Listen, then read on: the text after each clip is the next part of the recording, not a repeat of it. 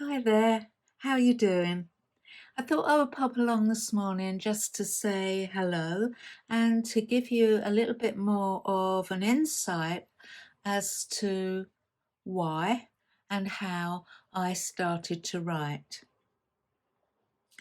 So go back to 2020, and we are in the midst of the pandemic, and life had changed for us all in ways that none of us would ever have expected.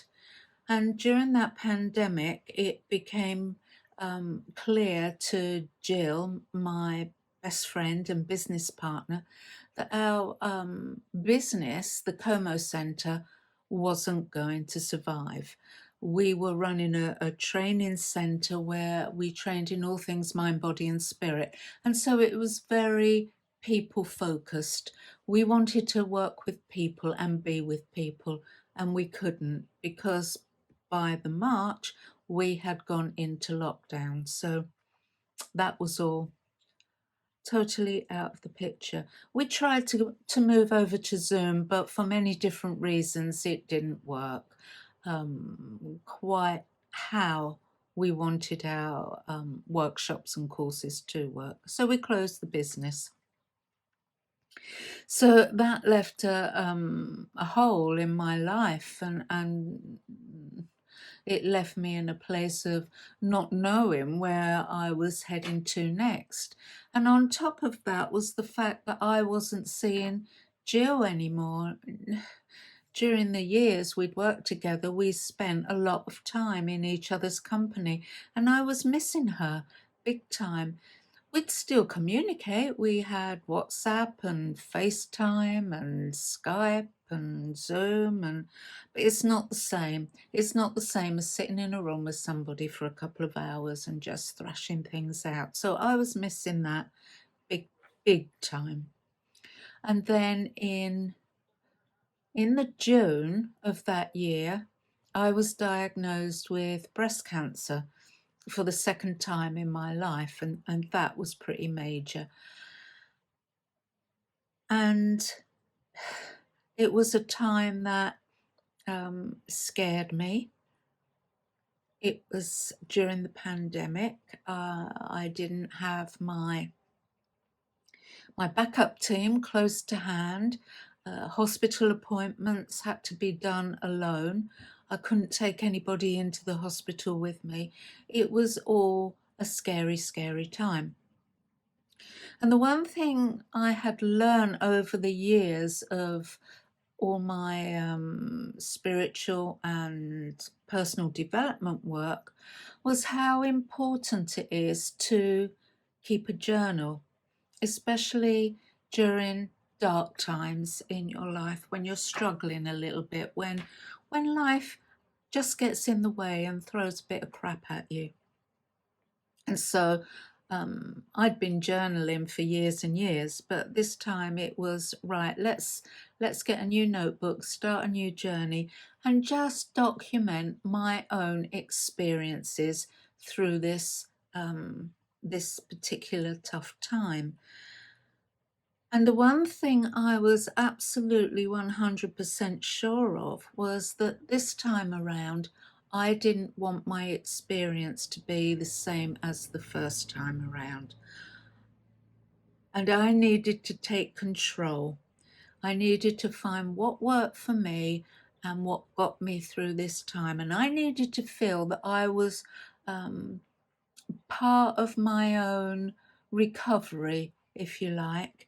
And I was calling the shots. I wasn't just a number or a name at the hospital to be called and told what to do. So I played a much, much bigger part in my own recovery. So here I was journaling. Every day I would spend 10, 15, maybe even 20 minutes writing down in my new journal my thoughts and feelings and emotions. And the one good thing with journaling is you can be totally honest and write down everything without fear that it's going to be seen by somebody else or that you're upsetting somebody else. I mean, one of the big things when you go through something traumatic like this is you're trying to prop up your own family as well, because they're dealing with their own fears and grief around the whole process. So you feel you can't be as honest as maybe you would like to be. So this is where the journal comes into play. So then fast forward a few more months, and I think it was about August time, September time probably. I'd just come through surgery and was slowly building up and doing quite well. And I read back through my journal, and one of the good things about journaling is you can read back and see how far you've come. And that was crucial.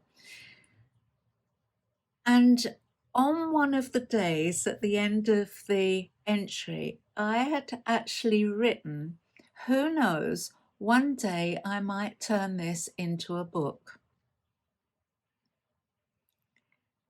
And there it was. There was the idea. And it's funny because many years ago I'd read a book. It was actually given to me by my son, and it's The Big Magic by Elizabeth Gilbert, and it's a lovely book. So if you want to read something that makes you think a bit, that's a good book. But there was one part in this book that she kind of highlighted and that stuck with me, and it's about opportunities and ideas. And the opportunities and ideas are out there in the universe, and they're kind of floating about, and they float by you constantly. Ideas and opportunities are kind of floating on by.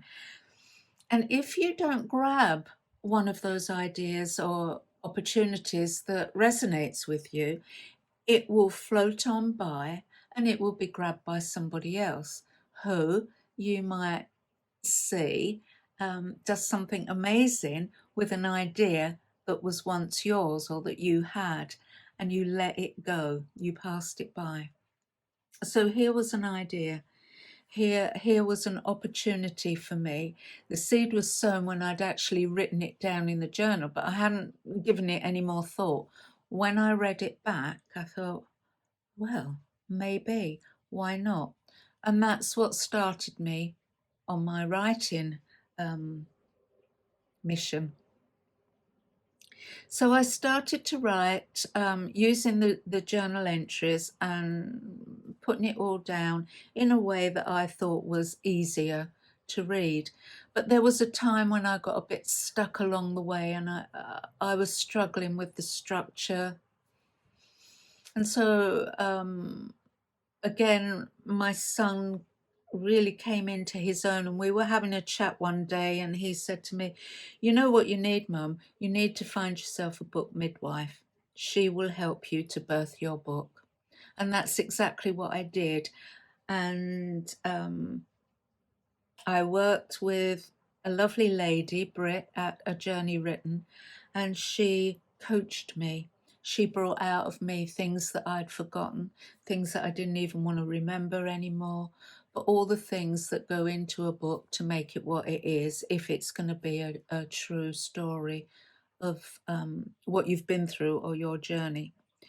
So she coached me in that. We got the words down, we wrote the book, and she got it edited for me, and eventually she got it published for me. And there it is, my very, very first book that's been published. Once bitten, twice prepared. Now, that is the journey of the story of my cancer journey, both cancer journeys. But towards the end of the book, I concentrate more of the tools that I use to help me get through that very, very difficult time. And I have to say, it's not only those tools, you can use them for other things and not just breast cancer. They are good tools to have in your toolbox for dealing with life. So that's what got me going. It was a chance thing that I'd written in my journal one day that sowed the seed, and I had my first book. And I'll leave all the details down below here so you can see. You can link to the book. You can get it if you wish. It's available on Amazon. The one thing I would ask is if you do buy the book and you read it, would you leave me a review? That would be great, and I would be really, really grateful. But in the meantime, that's about it for me on this video. Um, hit the subscribe button and then you won't miss anything more from me. And in the next video, I'll go on to tell you where I went from there. Okay, so take care and talk again soon. Bye.